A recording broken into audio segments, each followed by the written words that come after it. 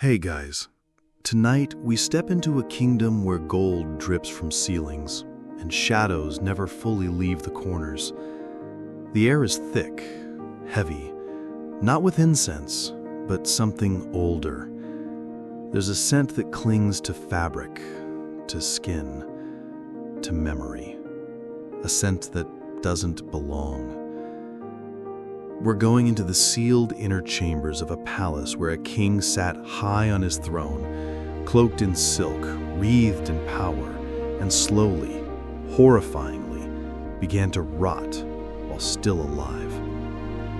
The guards outside his door whispered about it, though never too loudly.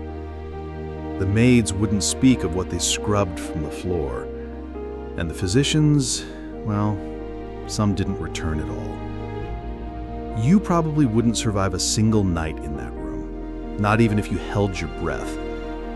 So, before you get comfortable, take a moment to like the video and subscribe, but only if you genuinely enjoy what I do here. I'd love to know where you're watching from. Drop your city and local time in the comments. Now, dim the lights. Maybe turn on a fan for that soft background hum. And let's ease into tonight's journey together. The rot began as something almost unnoticeable, a faint scent like damp wood or meat left too long in the sun. The king, still vibrant in speech and movement, waved away the concern. He blamed the stables, the kitchens, the bodies of aging courtiers. But the smell followed him. It clung to his robes.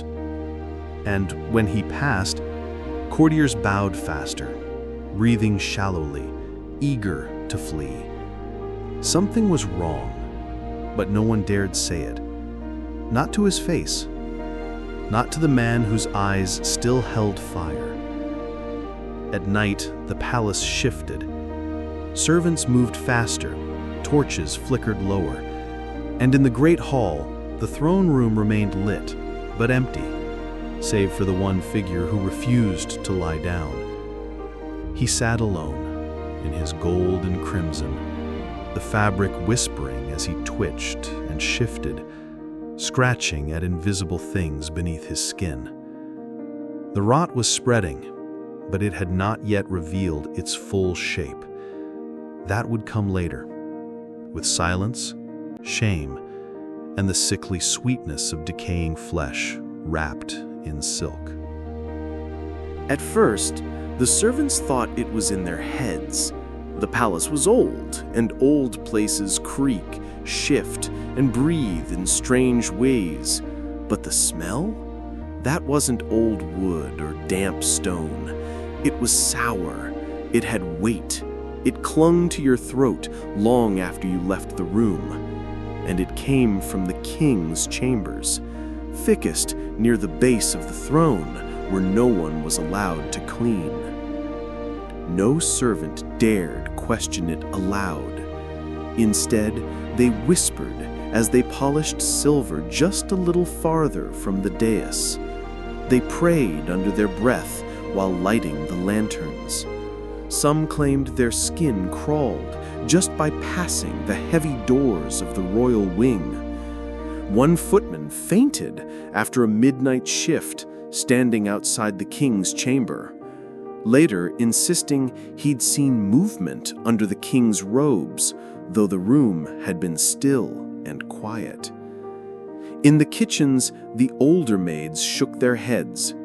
"Bad blood," they muttered. "The rot comes from within." But in the court, such words would be treason. A steward once tried to raise concern gently, suggesting perhaps His Majesty had caught some lingering infection. The king fixed him with eyes that didn't blink, cold, sunken, and said nothing.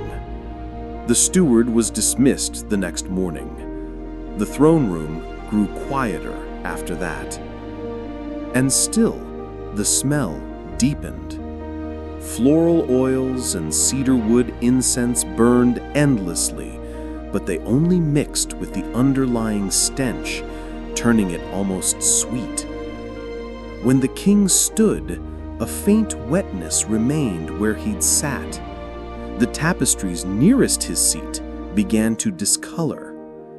Servants were told not to touch them, not to speak of them. Just keep the flames lit and the perfumes flowing. And so the throne, once a symbol of glory, became an island. No one approached unless summoned. No one dared linger. Even the royal hounds refused to lie at his feet now. They stayed pressed against the far walls, ears down, eyes wide. Something unnatural was taking shape, and though no one spoke it aloud, they all felt it.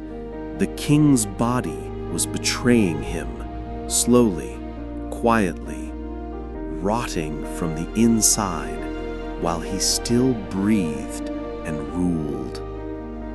The royal physicians were summoned in secret, not all at once, but one by one, as if the problem might be smaller if fewer eyes saw it. Each entered the king's chamber through the back corridor, the one hidden behind the red tapestry embroidered with dragons and laurels. None left the same way. Some walked out pale and silent, others retched into silk-lined sleeves before excusing themselves forever from court. One collapsed the next morning from what his assistant called a sickness of the spirit. They all examined the king's body with reverence and terror. What they found was impossible to describe without trembling. His skin, beneath the layers of embroidered robes, had begun to soften, darken, and in some places split. It was not infection as they knew it. There were no open sores, no high fever, no rapid heart rate. The king remained lucid, alert, even defiant, while his flesh turned against itself. The smell that clung to him came not from any external wound, but from within. It was as if the organs were decomposing, one layer at a time, yet he lived on, untouched by the usual signs of dying. One physician, older and braver than the rest, dared to speak a theory. He suspected a rare metabolic disorder, something ancient and little understood, where the body's own enzymes turn rogue, devouring tissue slowly, mimicking decay. The king listened in silence, then asked him if he had ever watched meat spoil in the sun. The doctor said yes. "Imagine that," he whispered, but with breath still in the lungs. That doctor was never seen again. From that day on, the king refused physical examination. He would not be prodded, touched, or pitied. "This is still my body," he declared to his council, his voice strong even as a dark stain spread beneath his collar. But the robes grew heavier. The smell thickened. At times, he trembled while lifting the royal scepter, as if his arms were struggling under their own weight. And late at night, when the candles burned low and shadows swayed along the marble floors, he could be heard whispering to himself, not prayers, not curses, just names. Names no one recognized, names no one dared ask about. One morning, long after sunrise, a chambermaid was summoned to bring in fresh linens, the kind scented with dried lavender, reserved only for the king. She approached the royal bed with lowered eyes, careful not to look too long, too directly. But her foot caught the edge of a trailing robe discarded on the floor. She stumbled forward, and in her moment of panic, her hand brushed against the inner lining of the garment. She gasped. What her fingers touched wasn't silk, nor skin. It was something coarse, brittle, like dried paper soaked and dried again. There was warmth, yes, but unnatural, like breath from a dying fire. She recoiled, her throat catching as she backed away. When she turned to apologize, the king was already staring at her. Not angry, not alarmed, just watchful. She wasn't seen again. Later, another servant, this one higher born, tasked with preparing the king's formal attire, would report something more specific, though only in a whisper to the palace clergy. He said that beneath the robe's folds, stitched deep into the inner lining, he had seen symbols. Not decorative, not royal. Symbols burnt into the fabric, dark and curling, like the edge of scorched parchment. Symbols that matched no known language in the kingdom, nor in the old records held beneath the chapel floors. The clergy went silent. But older scholars, those who had studied forgotten texts and worn scrolls that crumbled to touch, recalled similar marks, tied to an ancient rite, a protection spell, they said, or a punishment. The details were blurred, half-remembered, something about betrayal, something about a body that must not be allowed to rest.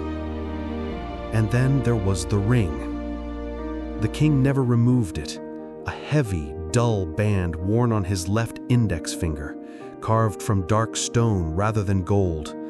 It didn't gleam, it absorbed light, and as the weeks passed, the skin beneath it blackened slightly, as if the stone were burning him ever so slowly. Some whispered it was the source. Others believed it was the seal of something darker, a pact, perhaps, or a warning. But no one dared ask. No one touched it. The king still ruled, still spoke, still summoned his council and signed decrees, but those closest to him noticed his voice was lower now, slower, like it was dragging something unseen behind each word. And when he moved, the rustle of his robes sounded less like fabric and more like dry leaves shifting over bone. When the stench began creeping past the royal halls, seeping under doors, trailing into the courtyards, the court could no longer pretend. Diplomats shortened their visits. Nobles began feigning illness to avoid council sessions. Rumors spread like ink in water. That's when the Queen Mother, long silent, sent a message beyond the borders of the kingdom. 3 weeks later, under cover of a moonless night, a healer arrived. He bore no seal, no title. He carried a worn satchel and spoke through a translator. Some said he came from the desert lands, where bodies are buried standing upright. Others claimed he'd once served a pharaoh whose heart stopped beating, but whose eyes never closed. He was not brought to the king. He was led to the robes. They laid them out on a long obsidian table. The healer moved slowly, his gloved fingers hovering inches above the fabric. He did not touch it, not at first. He inhaled deeply, then stepped back. The body is fighting itself, the translator said, voice trembling, but not just from within. There is something foreign, a memory stitched into the flesh, a sickness made of time. The king permitted the healer a single audience. No one knows what passed between them. The guards stationed at the door claimed they heard no voices, only one long exhale, followed by the soft tapping of fingers on wood. The next morning, the healer handed over a tincture, a dark liquid, thick and still, to be taken only once daily before the sun touched the western walls. The king accepted it without a word. For a time, it helped. The visible decay slowed. The king's posture straightened. The scent, though not gone, faded enough for meetings to resume. There was talk, quiet but hopeful, that he might return to the public square, show his face to the people once more. But it didn't last. Soon the king began missing meals. The shadows under his eyes deepened, not with fatigue, but with something emptier. The fingers on his left hand curled tighter, almost claw-like around the stone ring. His words became sparse, then disjointed. He once called his steward by his father's name, a man dead for 40 years. The healer had vanished by then, disappeared one morning before sunrise, his room stripped of belongings, his bed unslept in. All that remained was the glass vial, now empty, and a single black feather left on the windowsill. Winter arrived early that year, though no snow touched the palace walls. Inside, the air remained thick, sour. The scent, once faint, now woven into every stone, every curtain, every breath. The king no longer walked. He was carried. Pale servants, masked and silent, lifted him each morning onto a wheeled platform draped in silk. His robes concealed most of him now, layers upon layers of stitched finery, perfumed daily, but no longer able to mask the truth. His face, once chiseled and sharp, had become something blurred. The skin sagged near the jaw, as if melting, and one eye wept constantly, not from grief, but from something unseen beneath the surface. Worse still was the silence. He spoke only when necessary, and when he did, his voice echoed strangely, as though hollowed. Orders were given with no inflection, names spoken without recognition. His hands rested in his lap, still adorned with rings and royal sigils, though the fingers beneath them had grown narrow, almost skeletal. He rarely ate. When food was brought, he'd stare at it, sometimes smiling faintly, then wave it away. Behind his gaze, something was unraveling. The king began to mistake dreams for memory.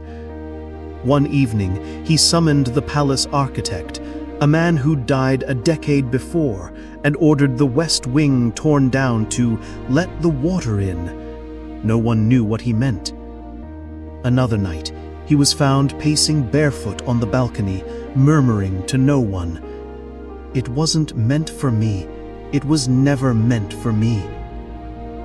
Some thought it was madness. Others feared something else, that the rot had spread beyond the body. The high priest, normally reserved and dignified, fled the palace without ceremony. He left behind a sealed letter that simply read, "When the body is unclean, the mind opens gates it should never find." And the king? He didn't ask where the priest had gone. He only sat by the brazier in his chamber, watching the flames flicker. His crown rested nearby on a velvet cushion, untouched for days. The servants noticed. The weight of it, it seemed, had become too much. And perhaps, beneath the skin and silk, beneath the bone and fading breath, the king already knew this was no longer his throne. It had become something else entirely, something that remembered. They said he asked for it. Not in words, not exactly, but in a look, a glance toward the doors of the throne room, held just a second too long. The stewards understood. Or perhaps they simply wanted to believe they did. After weeks confined to the shadows of his chamber, the king was to be seen again. A procession was arranged. It was not a grand affair, no trumpets, no crowds, no fanfare, just 20 guards, 2 high-ranking nobles, and the silk-draped litter carried slowly through the silent palace halls. The route was familiar, from the eastern tower down the marble corridor, past the oil paintings of long-dead ancestors, into the heart of the court. They placed him before the throne, not upon it. The royal seat, polished, towering, ancient, remained untouched, looming behind him like a ghost. The king sat upright, motionless beneath folds of gold-trimmed fabric. His face was veiled, not by decree, but by quiet agreement. Perfume filled the hall, too much of it. The air turned syrupy, thick enough to taste. Guards shifted uncomfortably in their armor, their hands damp against sword hilts. One of them, the youngest, turned his head and refused to look again. The scent coming from the king was no longer just rot. It was chemical, distilled, something that wanted to be masked but couldn't. The nobles took their place, kneeling stiffly before the platform. They spoke the ritual words, the same ones used to honor victory and longevity. Their voices wavered. Somewhere in the rafters, a raven landed, watching silently. As the final words were uttered, the king raised one hand. It was slow, a trembling arc of fingers in cloth. The movement alone sent one of the courtiers into tears, not from beauty or reverence, but because for just a moment they saw what was beneath the sleeve. Oh, it wasn't skin, not anymore. The fingers looked carved, dark, desiccated, clinging to the last hint of motion, like tree bark wrapped around splinters of bone. The ring was still there, tighter now, pressing into flesh that no longer resisted. And then he lowered his hand.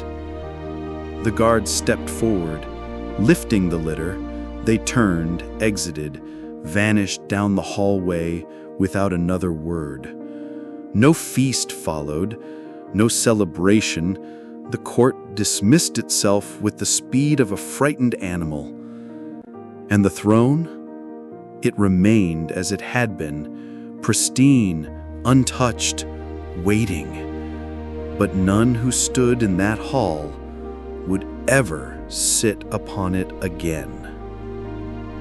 In the weeks that followed the procession, the palace settled into a quiet unlike any before.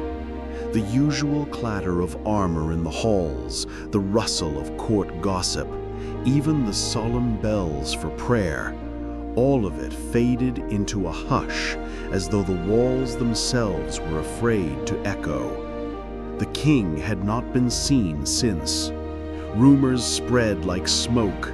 Some whispered he had finally succumbed, that his body, exhausted by the rot, had given up in the night.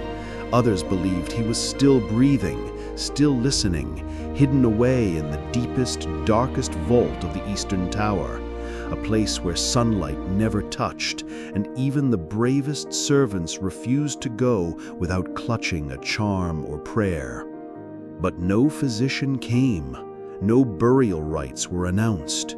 The royal flag still flew, tattered and sun-bleached above the tower's highest spire, a signal perhaps that the reign continued, in name only.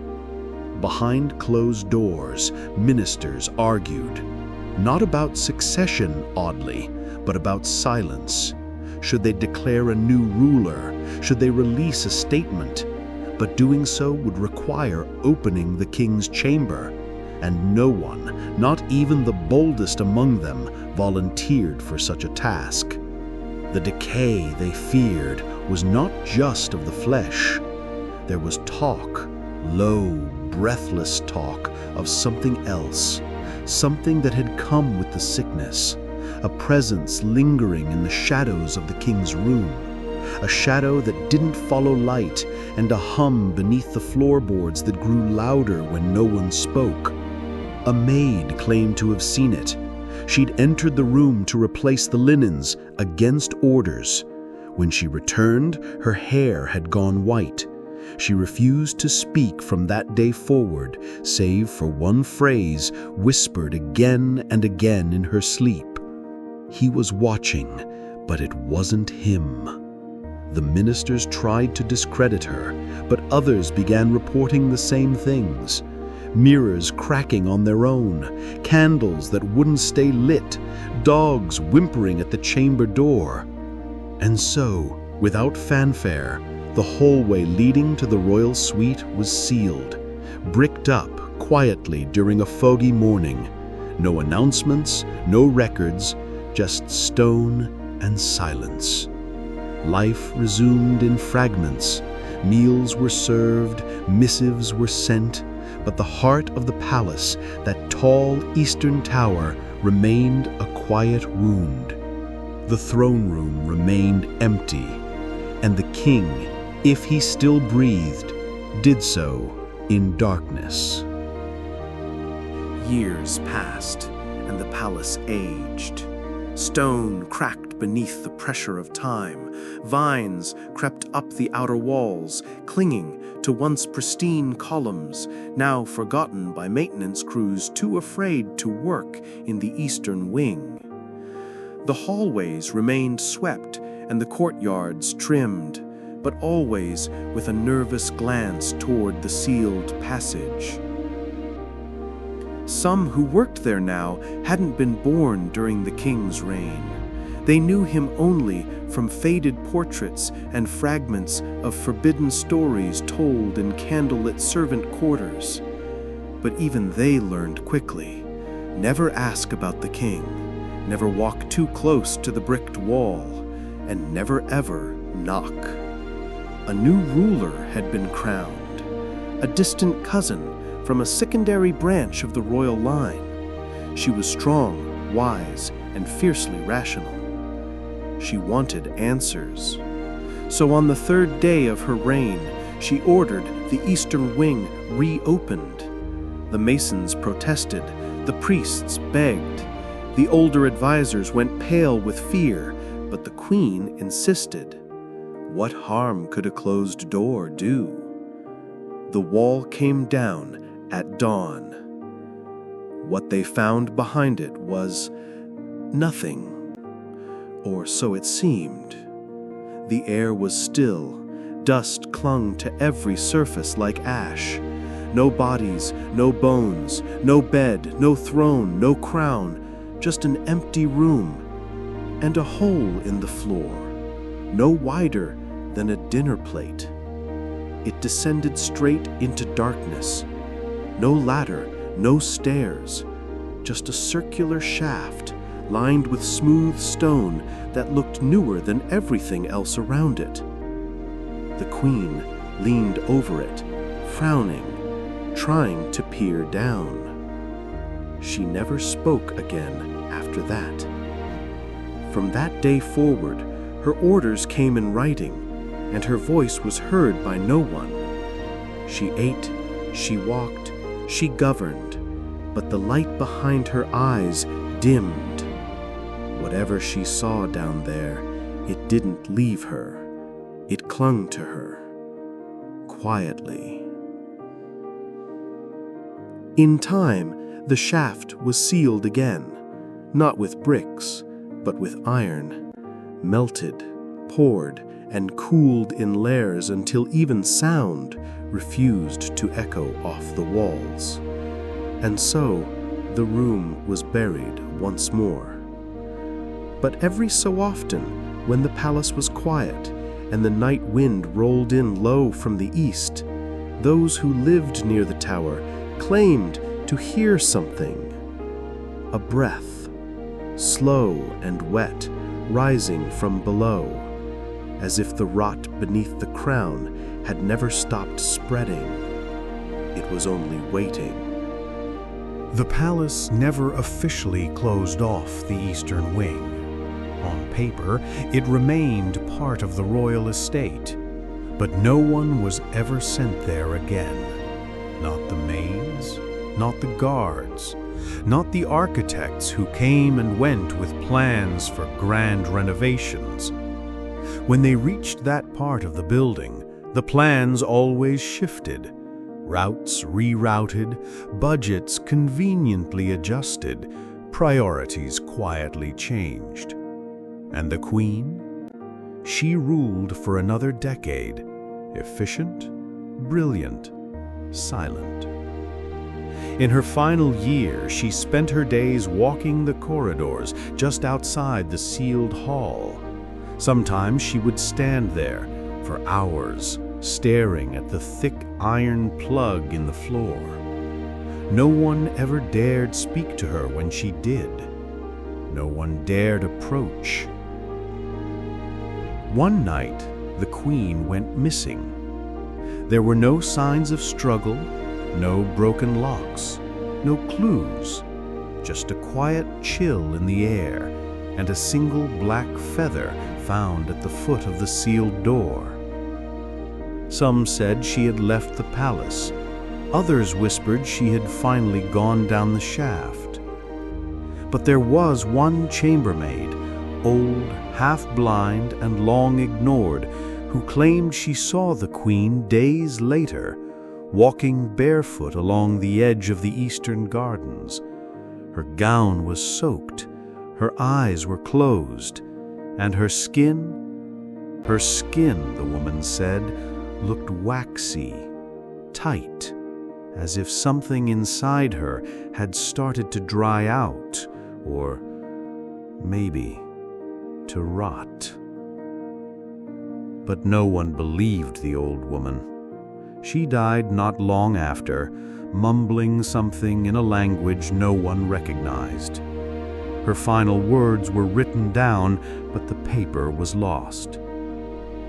Maybe it's better that way, because some truths, especially the ones that crawl out of darkness, are kinder when kept quiet. And so the palace lives on, grand and gilded, a tourist attraction in the daytime, a silent monument at night. But beneath the marble and the paintings, beneath the iron seal and the silence, something waits. Something that once wore a crown and walked among men. Something that couldn't die even when its flesh gave up. And if you're ever there, and you find yourself drawn toward the eastern wing, don't go. Don't knock. Don't listen. Because you might hear it breathing, still, waiting, just beneath your feet.